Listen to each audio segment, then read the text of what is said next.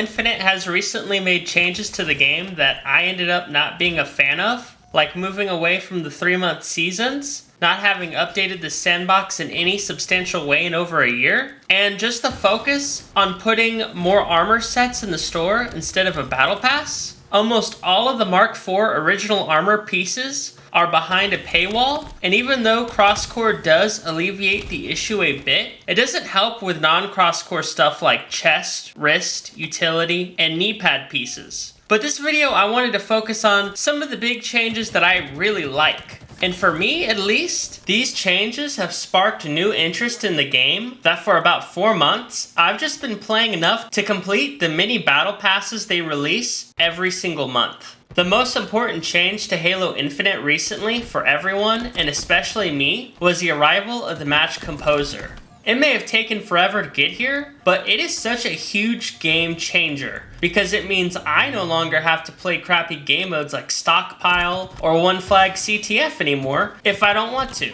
One of the biggest gripes I had with Halo Infinite was the playlist system 343 introduced with the game. It was a massive step back from what they did in Halo MCC.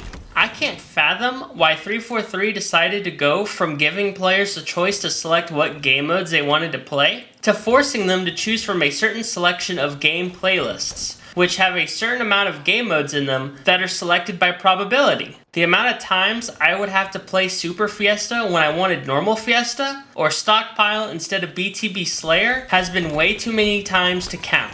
I know I may sound like I'm complaining here way too much, when I should just be happy that we finally have the Match Composer, but it's been such a big issue for a long time that I and other players have had to deal with. So for me personally, it's hard to let that frustration go, even now that the problem is solved. Another mini thing that came with the Match Composer is that Ranked Slayer and Doubles is now permanently available for us to play all the time, unlike in the past where we only got Ranked Arena. This sadly meant that better ranked modes like Doubles, Slayer, or literally anything else was only available for 1 month at a time before it was replaced by another ranked mode. I am glad that this travesty has changed, but it just baffles me that we were given so little for so long. I may harp on Ranked Arena a bit since Oddball is literally a crap game mode and 5-cap CTF is so boring to play since it takes forever to finish. But I would never want it removed so that Ranked Slayer could take its place. Like every other previous Halo from 2 and onwards, they can all coexist together because they are all diverse enough experiences to not overlap.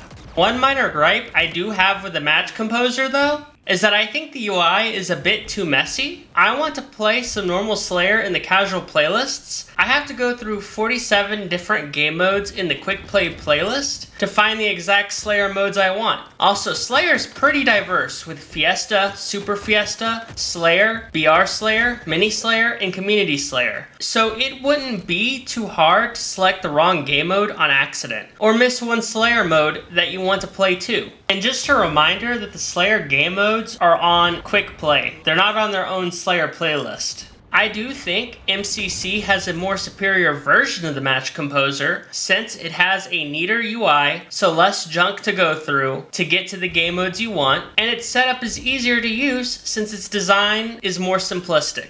But despite my criticism of the Match Composer in Halo Infinite, it is still a massive W, and the game is way better with it in its current form than without it. The next change I want to talk about that is a good addition to Halo Infinite is the inclusion of the Exchange. I am glad that they have finally implemented a way to get weekly rewards and event awards from the past in a way that is not scummy from being behind a paywall. I honestly thought that 343 would eventually sell something like the Tenrai 1 event behind a battle pass that you could spend something like $10 to gain access to if you had initially missed the event. So this genuinely came out as a surprise to me that instead of monetizing all this gear that you can't unlock anymore, 343 decided to implement a system that rewarded you gear by just playing the game. When it comes to the Exchange, I think we already saw some new stuff like attachments, nameplates, and a armor utility piece be added, but I hope we see more new stuff be added like helmets, shoulder pads, chest pieces, and especially the gloves too, since a lot of the armor cores are severely lacking in that department.